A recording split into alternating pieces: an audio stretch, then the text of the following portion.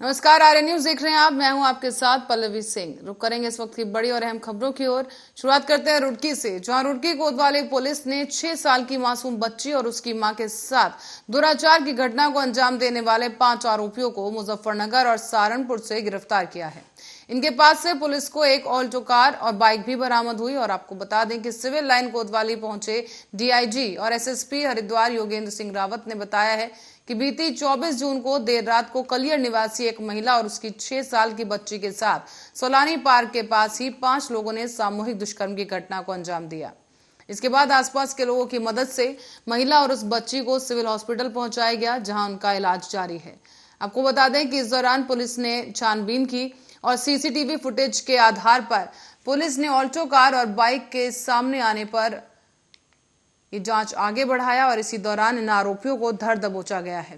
DIG Yogendra Singh Rawat ने police team की सफलता पर 25,000 और डीआईजी रेंज ने 50,000 इनाम देने की भी घोषणा की।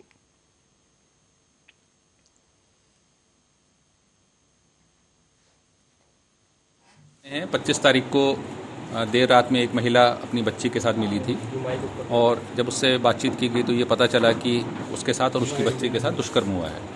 ये एक सनसनीखेज मामला था और इसमें राष्ट्रीय महिला आयोग ने भी अपनी टीम यहाँ पर एक भेजी थी, फैक्ट फाइंडिंग टीम। पुलिस के सामने एक बड़ी चुनौती ये भी थी कि जो महिला है वो बहुत ज़्यादा बताने में सक्षम नहीं थी, उसको कुछ बोलने में भी उसको दिक्कत है और मानसिक रूप से भी वो पूरी तरह से 100% ठीक नहीं है। बच्ची तो खैर नाबालिग है ही, तो उससे तो कोई उम्मीद करना बेकार था।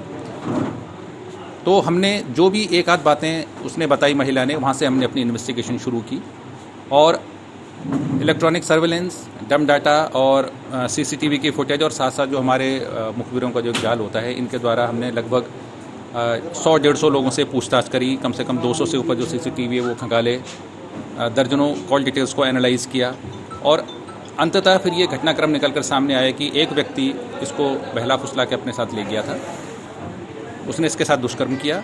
जानते हैं 25 तारीख को देर रात में एक महिला अपनी बच्ची के साथ मिली थी और जब उससे बातचीत की गई तो ये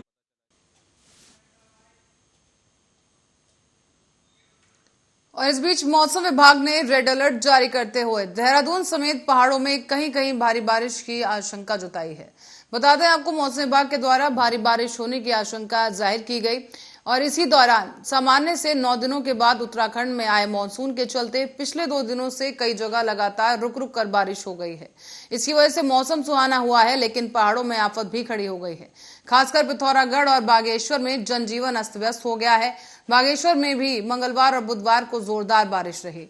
कुछ ही घंटों के लिए बारिश रुकने के बाद रात को एक बार फिर से तेज बारिश होने लगी, जिसके चलते सरयू और गोमती नदियों का जलस्तर खतरे के निशान के पास पहुंच गया है। सरयू घाट पर भी नदी चढ़ चुकी है, तो वहीं कई क्षेत्रों की बिजली गुल है। नदी नाले उफान पर होने की वजह से दर्जनों सड़कें बंद हो गई हैं और जिलों में 2 पुलों के बह जाने की भी खबर सामने आई है। इस दौरान आपको बता दें, कई लोगों के घर तबाह हो गए हैं और कई लोगों को अपना घर छोड़कर बाहर जाने की नौबत आ गई है।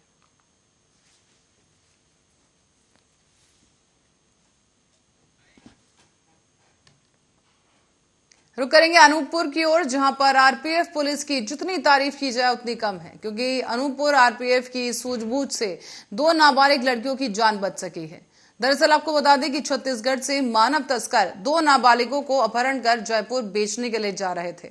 बच्चों को ट्रेन में ले जाया जा रहा था और मानव तस्करों को संदेह होने पर अनूपपुर में आरपीएफ पुलिस ने उन्हें धर दबोचा है। नाबालिगों से इस दौरान पूछताछ की गई थी और इसी दौरान पता चला कि ये तस्कर नाबालिगों को बहला फुसलाकर जयपुर दलाल के माध्यम से बेचने जा रहे थे। इन्हें पकड़कर इस पूरे मामले को जांच पड़ताल की गई और आरोपियों को हिरासत में लिया गया। इसी बीच नाबालिग लड़कियों को उनके परिजनों के हवाले कर दिया गया। दरअसल आपको बता दें कि ये 2 नाबालिग लड़कियां थीं, जिन्हें उनकी गतिविधियों पर जब पुलिस को संदेह हुआ तो उनसे पूछताछ की गई। जब लड़कियों से पूछताछ की गई तो चौंकाने वाला मामला सामने आया। पूछताछ में इन दोनों ही लड़कियों ने बताया कि वो थाना कापू और थाना धर्मजयगढ़, जिला रायगढ़ के ग्रामीण क्षेत्र की रहने वाली हैं और उन्हें बहला फुसलाकर रायगढ़ लाया गया और रायगढ़ से उन्हें बिलासपुर लेकर वहां से जयपुर ले जाया जा रहा था। एक्चुअली ये हमारे आईजी साहब एएन सिन्हा साहब आरपीएफ के जो बिलासपुर में बैठते हैं और वरिष्ठ मंडल सुरक्षा आयुक्त हमारे ऋषि कुमार शुक्ला साहब, वो भी बिलासपुर में बैठते हैं। उनके मार्गदर्शन में एक एंटी ह्यूमन ट्रैफिकिंग टीम बनी हुई है तो उस एंटी ह्यूमन ट्रैफिकिंग टीम के उनके मार्गदर्शन में टीम काम कर रही थी। तो रात में एक गाड़ी जो जयपुर जाने वाली है दुर्ग अजमेर, उसमें कुछ 2 बच्चियां मतलब थोड़ी डरी सहमी हुई बैठी हुई थी। तो टीम द्वारा उन बच्चियों से पूछताछ की गई और कुछ यात्रियों ने भी शायद हिंट दिया था कि वो बच्चियां कहाँ जा रही है, बता नहीं पा रही है। तो उन यात्रियों के हिंट के आधार पे टीम द्वारा जब पूछा गया तो वो बच्चियां कोई सेटिस्फाई रिप्लाई नहीं दे पाई। तो उन बच्चियों को उतारने का जो प्रयास किया गया तो उसी दौरान 2 आदमी बीच में सामने आए कि नहीं हमारे साथ में जा रही है। उनसे भी जब पूछताछ की गई तो वो भी। और जबलपुर में पीसीसी चीफ कमलनाथ का एक बड़ा बयान सामने आया। इस दौरान उन्होंने प्रदेश की 70% अर्थव्यवस्था कृषि पर आधारित बताया है। दरअसल उन्होंने इस दौरान बयान देते हुए कहा कि 27 लाख किसानों का कर्जा माफ करने का काम कांग्रेस सरकार ने किया। ये मैं नहीं, खुद शिवराज जी ने विधानसभा में आंकड़े पेश करते हुए कहा है। मध्य प्रदेश की पहचान बने ताकि इन्वेस्टमेंट यहां पर आए, और इन्वेस्टमेंट विश्वास से आता है। नौजवानों की दुनिया अलग है, वो काम चाहता है और कमीशन नहीं चाहता, हाथों को काम मांगता है। 18 साल में एमपी बेरोजगारी, किसानों की आत्महत्या और महिला अपराधों में नंबर 1 रहा है। प्रदेश के हर नगर निगम में एक सलाहकार समिति बनाई जाएगी और इस एडवाइजरी कमेटी में हर वर्ग के लोग होंगे। आपको बता दें कि इस दौरान कमलनाथ ने यह भी खुलासा किया कि जो कमेटी बनाई जाएगी उसमें शहर विकास की योजनाओं को बनाने में मदद मिलेगी।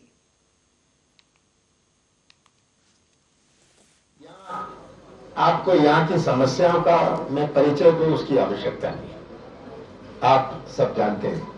पर दुख मुझे इस बात का है कि स्मार्ट सिटी किस प्रकार से एक माध्यम बन गया, केवल जबलपुर की बात नहीं है, पूरे प्रदेश की एक माध्यम बन गया भ्रष्टाचार। आज जो भ्रष्टाचार की व्यवस्था बनाई स्मार्ट सिटी के नाम पर, मैं तो सिंगरौली में था, सागर में था, कल ग्वालियर में था, मैं सब जगह जहां जहां हूं, शिवराज सिंह जी घोषणाएं करते हैं, उनकी रिकॉर्डिंग बताते हैं।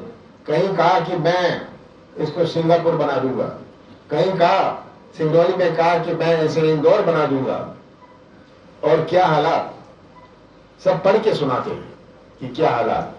स्मार्ट सिटी एक ऐसा रैकेट बन गया है। कल की बात आपने देखी, ये इसको कहते हैं स्मार्ट सिटी। स्मार्ट सिटी की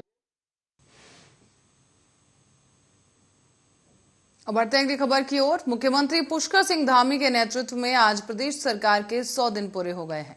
इस बीच सरकार के 100 दिन पूरे होने पर ग्राम विकास विभाग की ओर से एक कार्यक्रम का आयोजन किया गया और इसी दौरान सीएम ने सरकार की 100 दिन की उपलब्धियां गिनवाई हैं। तो वहीं विपक्ष ने सरकार के 100 दिन के कार्यकाल पर कई सवाल भी उठाए। मुख्यमंत्री पुष्कर सिंह धामी ने गुरुवार को राज्य सरकार के 100 दिन पूरे होने पर चिड़बाग देहरादून में शौर्य स्थल पर माल्यार्पण कर शहीदों को श्रद्धांजलि दी। इसी बीच आपको बता दें कि इस अवसर पर कैबिनेट मंत्री गणेश जोशी भी उपस्थित रहे और उनके बाद सरकार के 100 दिन पूरे होने के मौके पर सीएम धामी ने बेस्ट बने उत्तराखंड अपना पर आधारित एक हमारो पहाड़ का टाइटल सॉन्ग रिलीज किया है। साथ ही साथ विकास पुस्तिका का भी सीएम धामी ने विमोचन किया।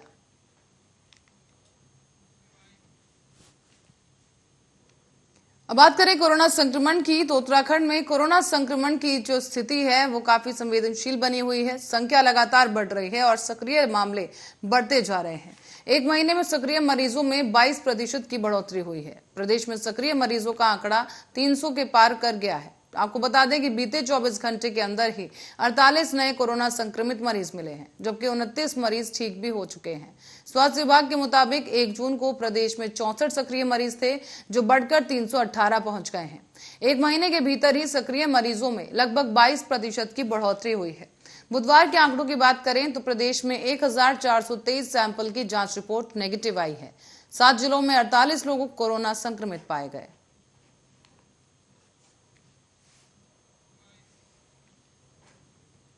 और इसी बीच उत्तराखंड में अब सड़क हादसों में जान गंवाने वालों के परिजनों को उत्तराखंड सरकार दोगुना मुआवजा देगी। बता दें आपको कि मुख्यमंत्री पुष्कर सिंह धामी ने बुधवार को मानसून पर्व आपदा प्रबंधन की तैयारियों की समीक्षा बैठक में परिवहन विभाग को यह निर्देश दिया है। कार्यालय में इसका प्रस्ताव तैयार कर शासन को भेजा जाएगा और प्रदेश में हर साल बड़ी संख्या में लोग सड़क हादसों में जान गंवाते हैं। सड़क हादसों के मामलों में उत्तराखंड देश के टॉप 10 राज्यों में शामिल है और इसी साल भी चारधाम यात्रा शुरू होने से लेकर अब तक कई लोग अपनी जान गंवा चुके हैं। हादसे में जान गंवाने वाले लोगों के परिजनों को राज्य सरकार की ओर से 1 लाख रुपए का मुआवजा दिया जाता है। राज्य सचिवालय में समीक्षा बैठक के दौरान मुख्यमंत्री मुआवजा बढ़ाने के निर्देश दिए गए। इसी के तहत अब मृतक के परिजनों को 2 लाख रुपए का मुआवजा मिलेगा। ये राशि परिवहन मुख्यालय के निर्देशों के तहत जारी की जाती है।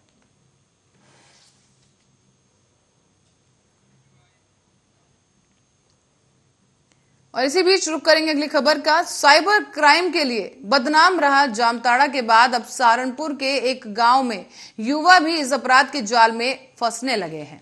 बता दें आपको कि इसका खुलासा 2 शातिर युवकों की गिरफ्तारी के बाद हुआ है। पूछताछ में यह खुलासा किया गया और इन दोनों युवकों ने बताया कि उनके गांव में करीब 80 युवा हैं जो इस धंधे में संलिप्त हैं। इन युवाओं के पास से दुनिया का हर ऐशो आराम उपलब्ध है। एटीएम बदलकर धोखाधड़ी के मामले में पुलिस ने उत्तर प्रदेश के सहारनपुर के चांदपुर गांव से युवक प्रवेश और टीनू को गिरफ्तार किया है। पूछताछ में दोनों ने पुलिस को बताया है कि काफी दिनों से एटीएम में आने वाले ग्राहकों को कोड बदलकर वो बहुत ही चालाकी के साथ उन्हें हाईजैक करते थे और इसी दौरान बहुत चालाकी से वो उनका कार्ड लेते थे और इसके बाद से किसी ना किसी बहाने उनसे बात करते हुए उनका एटीएम कार्ड अपने पास पहले से मौजूद एटीएम कार्ड से बदल दिया जाता था। इसके बाद आसानी से किसी भी एटीएम से वो पैसे निकालते थे। शुरुआत में ये मामला मामूली ठगी का था, लेकिन जब आगे पूछताछ की गई तो पता चला कि उनके गांव के करीब 80 युवक इसी धंधे में संलिप्त पाए गए।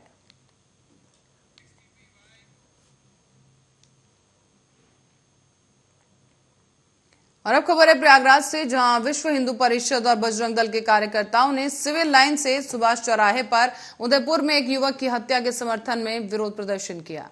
इस प्रदर्शन के दौरान एक ज्ञापन एडीएम सिटी को सौंपा गया, जहां उनका कहना है कि जिस तरीके से उदयपुर में एक हिंदू युवक की हत्या हुई वो निर्मम हत्या की गई है और वो सरकार और पुलिस नाकाम साबित हुई।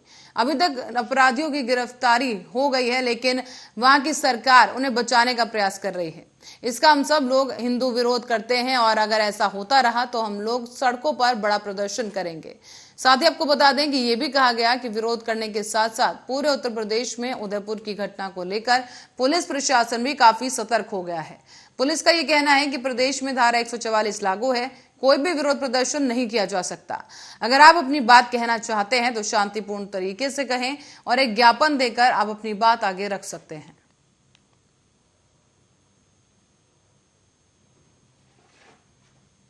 ये राजस्थान में उदयपुर की घटना के विरोध में अपने यहाँ भी कुछ हिंदू संगठन से जुड़े हुए लोग, जिसमें विश्व हिंदू परिषद और बजरंग दल के लोग थे, इन्होंने एक ज्ञापन देने का कार्यक्रम रखा था। अभी ज्ञापन दिया है और उनका ज्ञापन एडीएम सिटी साहब द्वारा ले लिया गया है और ये लोग अपने कार्यालय में जो केशर भवन में स्थित है वहाँ जाकर के अपनी श्रद्धांजलि सभा और मीटिंग रखेंगे और वो उस करने के लिए लोग अंदर गए हैं। यहाँ पे शांति रही, पुलिस के प्रबंध किया गया था, लेकिन कोई भी ऐसी चीज़ नहीं आई है। यातायात सामान चलता रहा और शांति व्यवस्था बनी रही। सर, 10 जून को अटाला में हिंसा हुई थी, कल जुमे की नमाज फिर से है। हालांकि 2 जुमे की नमाज शांतिपूर्वक हो गई है।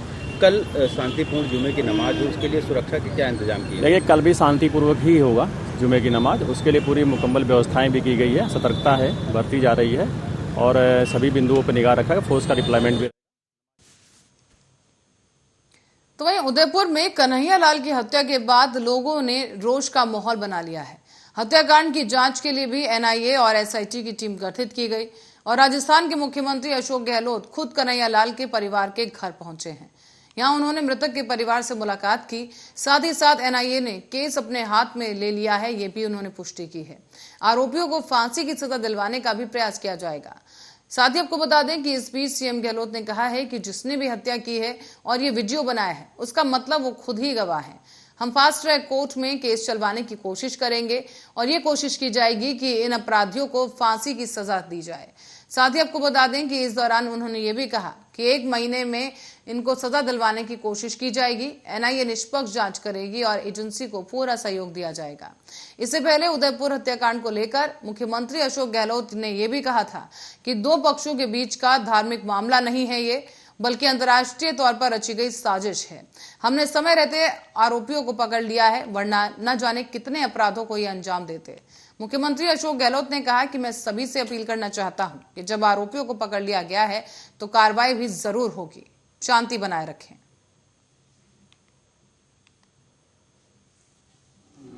समझ के पर है कि इस प्रकार के आप पहले छापे डाल दिया आपने, ईडी के अब पहुंच गई सीबीआई, ये समझ के परे हैं। इसको मैं समझता हूँ आम जनता भी इसको लाइक नहीं करती। धीरे धीरे नुकसान बीजेपी को ही है, इस सरकार को ही है। ये जितने ज्यादा तंग करेंगे लोगों को पूरे मुल्क के अंदर, उतना ज्यादा ही बैकलेस इनके लिए होगा, मेरा मानना है। नरेंद्र मोदी जी के भाई को कोई नहीं जानता दुनिया के देश के अंदर, नरेंद्र मोदी जी। और अब करते हैं अगली खबर की ओर। अमेठी जिले की ये खबर है, जहां 2 दिन पहले गौकशी करने का एक वीडियो वायरल हुआ था। गौकशी का वीडियो वायरल होने के बाद ही पुलिस विभाग में भी हड़कंप मच गया और तत्काल आला अधिकारियों ने स्थानीय पुलिस को गौकशी करने वालों के खिलाफ सख्त कार्रवाई के निर्देश दिए। स्थानीय पुलिस ने इस दौरान मुकदमा पंजीकृत करते हुए कार्रवाई शुरू की और इसी के लिए इस क्रम में जिले में क्राइम ब्रांच और बाजार शुल्क की पुलिस ने संयुक्त रूप से अपराधियों को पकड़ने की कोशिश शुरू की। इसी बीच देर रात को मुखबिर की सूचना पर पूर्वांचल एक्सप्रेसवे के भटमऊ सर्विस लेन के पास गौकशी करने वालों के मौजूद होने की सूचना मिली। तत्काल ही संयुक्त टीम ने गौकशी करने वालों को पकड़ने का प्रयास शुरू किया, लेकिन इसी दौरान बदमाशों ने पुलिस को आता देख उन पर फायरिंग शुरू कर दी। पुलिस ने भी जवाबी फायरिंग की और इस दौरान दोनों पक्षों के बीच मुठभेड़ हो गई है। इस मुठभेड़ के दौरान एक पुलिसकर्मी घायल हुआ तो वहीं एक अपराधी के भी पैर में गोली लग गई है। फिलहाल पुलिस ने दोनों ही घायलों को अस्पताल में भर्ती कराया है और इसी के साथ ही आपको बता दें कि गिरफ्तार किए गए अपराधियों से आगे की पूछताछ की जा रही है। भैया आज एक मुठभेड़ हुई है, कौन कितने लोग उसमें घायल है? ये मुठभेड़ कहाँ पर हुई? ये पूर्वांचल एक्सप्रेसवे के पास सर्विस लेन पर कल एक गोकशी का मुकदमा पंजीकृत हुआ था बाजार शुक्ल में। उसका मुलजिम था शहजाद उर्फ टिड्डी सनफ नौशाद। पुलिस को मुखबिर से सूचना मिली, पुलिस ने उसको गिरफ्तार करने के लिए घेरने की कोशिश की तो वो पुलिस बल पर फायर करके भागने की कोशिश करने लगा। आत्मरक्षार्थ पुलिस ने भी फायर किया, जिसमें शहजाद के पैर में गोली लगी है और उसके साथ 2 अन्य अभियुक्त भी गिरफ्तार हुए हैं। अग्रिम विवेचनात्मक कार्रवाई और विधिक कार्रवाई की जा रही है, उनको उपचार के लिए यहाँ लाया। और औरैया में उदयपुर में हुई जघन्य घटना के बाद जिला प्रशासन पूरी तरह से अलर्ट दिखाई दे रहा है।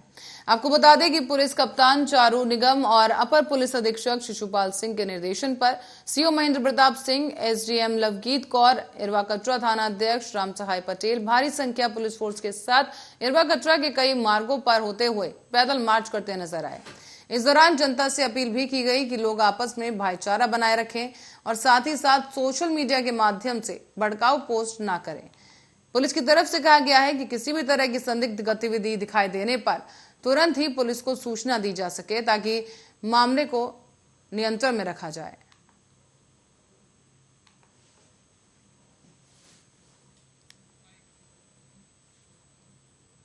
और इस बीच रुक करेंगे ताजनगरी आगरा का, जहां पर रोमसेंस ग्रुप के स्वर्गीय रामलाल खन्ना की 170वीं जयंती पर और 70वें स्थापना दिवस के अवसर पर ब्लड डोनेशन कैंप का आयोजन किया गया, जो कि लोकहित के दौरान उपलब्ध करवाया गया है। और ब्लड कैंप के सहयोग से रोमसेंस ग्रुप के जो मुख्य कार्यालय है वहां पर ये ब्लड डोनेशन कैंप संपन्न किया गया है। आपको बता दें कि इस दौरान ब्लड डोनेशन कैंप में 117 लोगों ने ब्लड डोनेट किया। कैंप का उद्घाटन रोमसेंस ग्रुप के चेयरमैन विजय खन्ना और मैनेजिंग डायरेक्टर किशोर खन्ना और deputy managing director Lalit Khanna ने किया है। यहां पर बढ़ चढ़कर लोगों ने इस ब्लड डोनेशन कैंप में हिस्सा भी लिया। मैं डॉक्टर आर.पी. मंगल हूँ और सामाजिक कार्यों में शुरू से ही संलग्न रहा हूँ। इस ब्लड बैंक, लोकतम ब्लड बैंक की स्थापना में भी अपना सहयोग मैंने पूरा दिया था। आप सभी लोग पत्रकार हैं और अच्छी तरह से परिचित हैं इस बात से कि हमारा उद्योग जगत अब एक प्रकार से नेशनल व्यूज से देखने लगा है। हमारा उद्योग जगत अधिकतर ऐसा देखा जाता था कि वो अपने उद्योग, अपने व्यापार के ही स्थापना और उसके बढ़ाने में ही सहयोग करता था, लेकिन आज परिस्थितियां बदली हैं और उद्योग जगत। मैं विकास खन्ना, डायरेक्टर रोमसेंस, अपने सभी साथी डायरेक्टरों की तरफ से लोकहितम से आए हुए सभी पदाधिकारियों का स्वागत करता हूं और सभी ब्लड डोनर्स का भी स्वागत करता हूं। और आज अपने दादाजी स्वर्गीय श्री रामलाल खन्ना जी के 170वें जन्मदिन की बधाई देता हूं। व अपने रॉमसन्स ग्रुप प्राइवेट लिमिटेड के 17वें साल को पूर्ण करने की भी बधाई देता हूँ। मैं विकास खन्ना, डायरेक्टर रॉमसन्स, अपने सभी साथी आज रॉमसन्स परिवार के लिए बड़े हर्ष का विषय है कि आज से 70 वर्ष पूर्व हमारे पितामह यानी मेरे ग्रैंडफादर ने अमृतसर नामक स्थान पर इस उद्योग की स्थापना की थी। सन 1962 में 10 वर्ष उपरांत ये उद्योग अमृतसर से आगरा ट्रांसफर किया गया ताकि हम लोग जगह जगह पर जो है हिंदुस्तान के कोने कोने में पहुंच आसान हो सके। हमारे लिए ये भी गर्व का विषय है कि रॉमसन्स ग्रुप ने उन्नति करते हुए अपने चिकित्सीय उत्पाद इतने उच्च क्वालिटी के बनाए हैं कि भारतवर्ष के प्रत्येक हॉस्पिटल में, खासकर जो हाई एंड हॉस्पिटल हैं जैसे अपोलो हॉस्पिटल है, फोर्टिस है, मैक्स है, बॉम्बे हॉस्पिटल है, ये सब हमारे उत्पादों को रेगुलरली इस्तेमाल करते हैं और पेशेंट्स को नया जीवन प्रदान करते हैं। और इसी खबर के साथ ही बुलेटिन में फिलहाल के लिए इतना ही। बने रहे हमारे साथ, देखते रहे आर्या न्यूज।